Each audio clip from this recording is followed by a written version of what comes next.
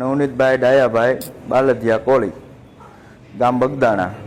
માં ઘણા સમયથી બગદાણા ગુરુ આશ્રમના ટ્રસ્ટીની હારે થોડુંક આમથી આમ ચાલે છે. યોગેશભાઈ સાગર, જેઓનું મુંબઈમાં થોડા દિવસ પહેલાં કંઈ હશે ભજન, એમાં માયાભાઈ આહિરે એવું કીધેલું કે આ મેનેજિંગ ટ્રસ્ટી યોગેશભાઈ સાગર છે.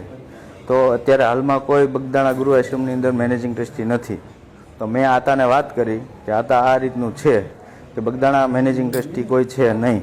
તો આતાએ કીધું કે હું તમને એની માફી ઓલી કરી અને રીલ્સ મોકલી દઉં છું. તો મેં કોઈ એવું એને કીધું નહોતું આતાને કે તમે મને મોકલે, પણ મને આતાએ મોકલી એટલે મેં મારા જાયભાઈઓને મોકલી. પછી બીજા દિવસે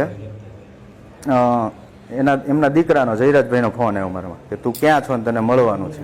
તો મેં કીધું હું બગદાણા છું, આશ્રમે છું, ગમે ત્યારે આવો ત્યારે મળશું. પછી પાછા મારા એક બીજા મિત્ર છે રામભાઈ વાળાકરી, તો એમને મળ્યા. એટલે એમનામાં ફોન આવ્યો કે ભાઈ આ કોણ છે ને શું છે. તો રામભાઈ કીધું કે જાયભાઈ છે, એવું કાંઈ છે નહીં. એનું બધું મને બોલાવ્યો, વાતચીત કરી, તો એવું કાંઈ હતું નહીં. પછી આ લોકો રાતે આવ્યા છે ને મારું ટ્રેક્ટર ઊભું રાખ્યું. ટ્રેક્ટર ઊભું રાખી અને ટ્રેક્ટરમાંથી છાવી કાઢી ગયા. મારા છોકરાનો ફોન આવ્યો કે પપ્પા કોઈ આપણા ટ્રેક્ટરમાંથી છાવી કાઢીને ટ્રેક્ટર ઊભું રાખીને અહીંથી વહી ગયા છે.